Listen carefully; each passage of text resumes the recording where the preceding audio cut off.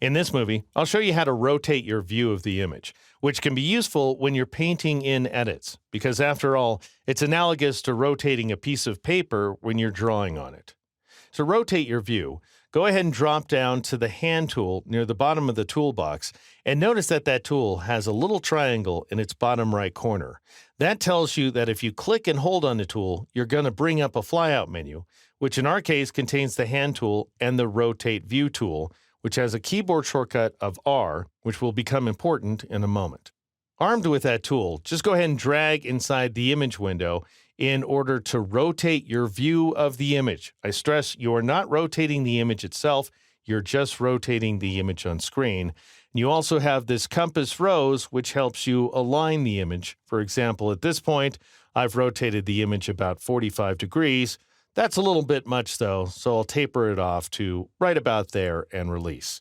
And now I'll press Ctrl-0 or Command-0 on the Mac so that you can see that the image is actually rotated inside of the pasteboard.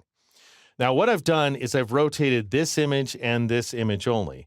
If I switch over to the other images, you can see that they're upright.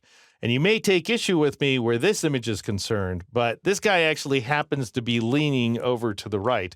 If I press Ctrl-0 or Command-0 on the Mac, you can see that the image itself remains upright.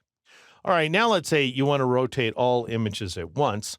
I'll go ahead and switch over to that image that we started with, and I'll zoom on in a little bit as well. And now I'll go up to that context-sensitive options bar, and you can see this checkbox, Rotate All Windows.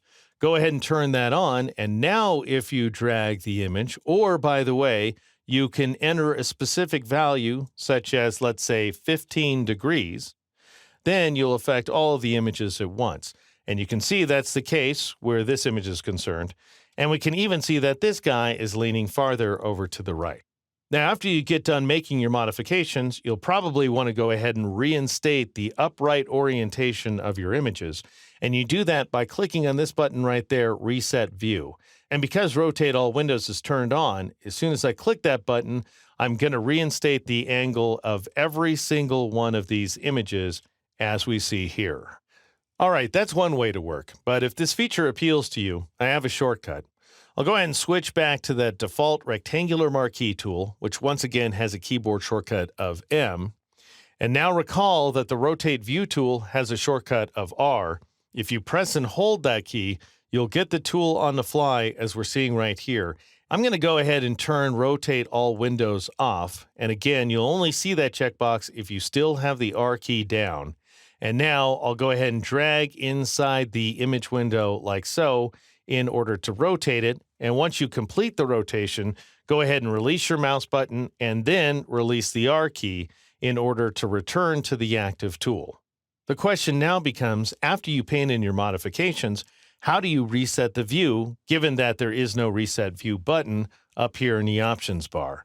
And the answer is to press the Escape key. That's all you do, just tap Escape, and you'll go ahead and reinstate that view once again. Now, a caveat I should mention to you Macintosh users is that it can be very easy to accidentally rotate an image from the trackpad. So if you put two fingers down and then rotate them around, you may end up rotating the image inside Photoshop. If that happens, once again, to get rid of that angle of rotation, all you have to do is press Escape. And that, my friends, is everything you need to know about rotating the view of your image here inside Photoshop.